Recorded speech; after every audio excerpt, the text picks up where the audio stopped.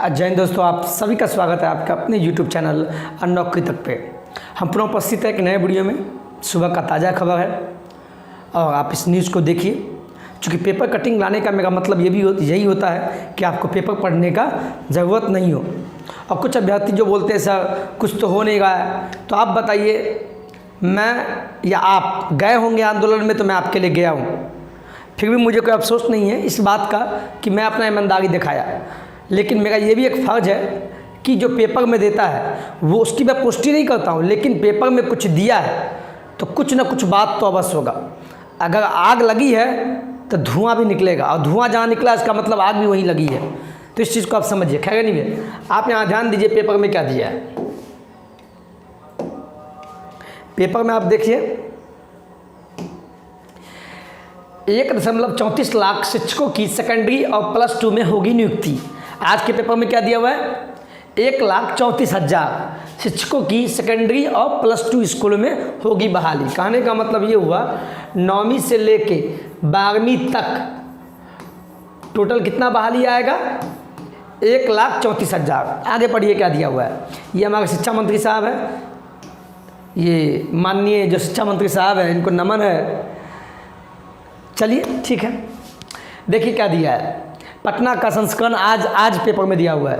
राज्य में 7वें चरण में 44,193 माध्यमिक एवं 89,734 उच्च माध्यमिक शिक्षकों की नियुक्ति होगी। आज कैसा पेपर में दिया है, यानी कि 9वीं से लेकर 10वीं तक, यानी माध्यमिक में कितना 44,000 लगभग शिक्षक की बहाली है, और 11वीं से लेकर 12वीं तक में 734 यानी 89,000। यहाँ देखिए, ध्यान दीजिए। अब शिक्षा मंत्री प्रोफेसर चंद्रशेखर ने बुधवार को आज से बातचीत में कहा कि माध्यमिक एवं उच्च माध्यमिक शिक्षकों की जो नियुक्ति होगी, शिक्षकों की नियुक्ति पहले होगी। साफ शब्दों में कहा गया है कि जो भी पास किए हुए हैं, स्टेट पास किए हुए हैं, यानी माध्यमिक और उच्च माध्यमिक का जो बहाली होगा 7वां चरण जो आने वाला है, उसमें पहले माध्यमिक का बहाली होगा और उच्च माध्यमिक का, उसके बाद ही प्राथमिक का बहाली होगा। ऐसा शिक्षा मंत्री प्रोफेसर चंद्रशेखर बाबू ने साफ शब्दों में कहा। देख लीजिए। उसके बाद क्या बोले? उसके बाद 80,257 प्रारंभिक शिक्षकों की नियुक्ति होगी। यानी साफ शब्दों में पेपर में ऐसा उन्होंने कहा है, और आज इतना झूठ हो नहीं सकता। इसका मतलब साफ मनसा साफ है कि पहले माध्यमिक और उच्च माध्यमिक का बहाली होगा, जिसमें आपको सीट है कितना 44,000 लगभग माध्यमिक का सीट है, और +2 यानी उच्च माध्यमिक में लगभग 89,000 सीट है। यानी कि 1,34,000 सीट आपको माध्यमिक से लेकर उच्च माध्यमिक में 7वें चरण में बहाली होगा, और 7वां चरण में पहला बहाली जो होगा वो आपका होगा।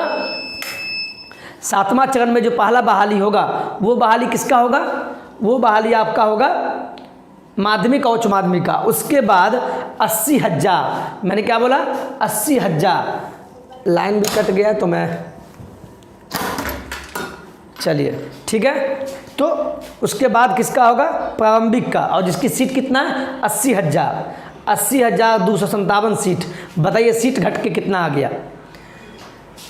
माध्यमिक एवं उच्च माध्यमिक शिक्षकों की नियुक्ति इसलिए पहले होगी ताकि प्रारंभिक विद्यालयों में शिक्षकों के पद खाली न रह जाएं। बिल्कुल ये बात तो सही है, क्योंकि जो स्टेट पास किए हुए हैं वो सीटेट भी पास किए हुए हैं। पहले जो बहाली होता था 6ठे चरण सब में, प्रारंभिक का पहले हुआ 1 से 8वीं, तो स्टेट वाले तो इसमें घुस गए प्रारंभिक में, और वहाँ STT का सीट यानी कि जो माध्यमिक और उच्च माध्यमिक का सीट खाली रह गया। तो ये कहीं ना कहीं अच्छा एक स्टार्टिंग किया जा रहा है। अगर माध्यमिक उच्च माध्यमिक का पहले होता है, बात समझिए आप लोग, मैं ऐसा पहले भी बोलता था, और देखिए ऐसा शिक्षा मंत्री के द्वारा ही बोला जा रहा है कि अगर पहले माध्यमिक और उच्च माध्यमिक का होगा तो जो स्टेट किए होंगे वो तो वहाँ चले जाएंगे, यानी कि 9वीं से लेकर 12वीं में बहाल हो जाएंगे, और उसके बाद तो ऐसे भी सीट खाली रह जाएगा। क्योंकि वो अभ्यर्थी प्रारंभिक में क्यों आएंगे? जो हायर पोस्ट पर चले जाएंगे वो नीचे प्यून में क्यों आएंगे? तो ये कहीं ना कहीं कवायद सही किया गया है, जहाँ तक मेरा अनुभव लगता है बिल्कुल सही है। और प्रारंभिक में 80,000 सीट तो यहाँ कम दिखाया जा रहा है, लेकिन एक फ़ायदा ये है कि आपको जैसे ही जो स्टेट पास किए माध्यमिक में चले जाएंगे तो यहाँ लगभग 50 यानी 40% सीट तो ऐसे ही खाली हो जाएगा प्रारंभिक में। तो 80,000 भी सीट आता है मान लीजिए 7वें चरण में प्रारंभिक वालों के लिए, तो बहुत है, सभी का सिलेक्शन हो जाएगा। चूँकि कटअप का जो बीच में लोचा था, अगर प्रारंभिक पहले होता तो क्या होता, STT वाला भी घुस जाते इसमें। तो ये एक सही निर्णय लिया गया है शिक्षा मंत्री के द्वारा, इससे थोड़ा मुझे सही लगा है, ये सोच सही है। तो 80,000 प्रारंभिक में है और 1,34,000 सीट जो है आपको सेकेंडरी से लेके +2 में सीटों की संख्या बताया गया। यह आज का पेपर में दिया हुआ है, समझ में आ गया। चलिए अब चलते हैं, आपको इसी का जो कुछ बात जो बच गया हुआ है वो पेज नंबर 9 पर दिया गया है। मैं पेपर लाने का मकसद मेरा ये होता है कि आप लोग को दिखा सकूं, क्योंकि आप लोग भी कभी कभी झूठ बोल देते हैं, किसी को कुछ भी बोल देते हैं। जब दूसरे यूट्यूबर को कुछ बोल सकते हैं तो हमें भी बोलते हैं कोई ना कोई। तो पेपर दिखाने का मेरा मकसद साफ है कि आप लोग सच्चाई से रूबरू हुई, सच्चाई जो पेपर में दिया है।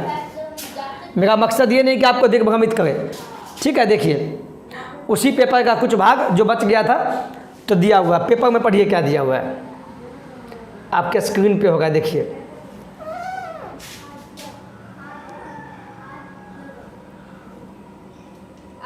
चलिए पेपर में देखिए क्या दिया है, उसी पेपर का कुछ भाग बच गया था तो वो आपको हम दिखा देते हैं। चलिए, यानी 44,193 सेकेंडरी में होगा और 89,000 जो है ये आपको होगा +2 में, 10+2 में होगा, यानी उच्च माध्यमिक में होगा। बहाली बाद में होने से प्रारंभिक विद्यालयों के शिक्षक भी चयनित होकर चले जाते हैं, बिल्कुल सही है। इससे प्रारंभिक विद्यालय में पद खाली, मतलब क्या होता था, वही वाला बात कि जो भी STET 2 ही बार हुआ है अभी तक। STET जो हुआ है, STET का एग्ज़ाम अभी तक 2 ही बार हुआ है, 2011 में और 2019 में हुआ है। तो 2011 वाला का बहाली तो हो गया है 6ठे चरण में, अब बचे 19 वाले।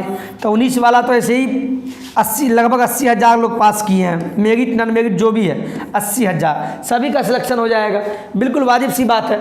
तो उसी कड़ी में हम तो कहते हैं बहुत अच्छा निर्णय लिया गया है कि क्या है, पहले STET होगा, सॉरी यहाँ पहले बहाली 9वीं से लेके 12वीं तक होगा और उसके बाद सेकंड स्टेप में आपको दूसरा स्टेप क्या है, प्रारंभिक का। ऐसे में जो भी अभ्यर्थी पास किए हुए हैं दोनों, सीटेट भी और स्टेट भी, लेकिन पहले स्टेट वाला होगा तो स्टेट वाले चले जाएंगे माध्यमिक से उच्च माध्यमिक में, सीट खत्म, अब वो नीचे वाले में आएंगे नहीं। तो ये सोच सही है।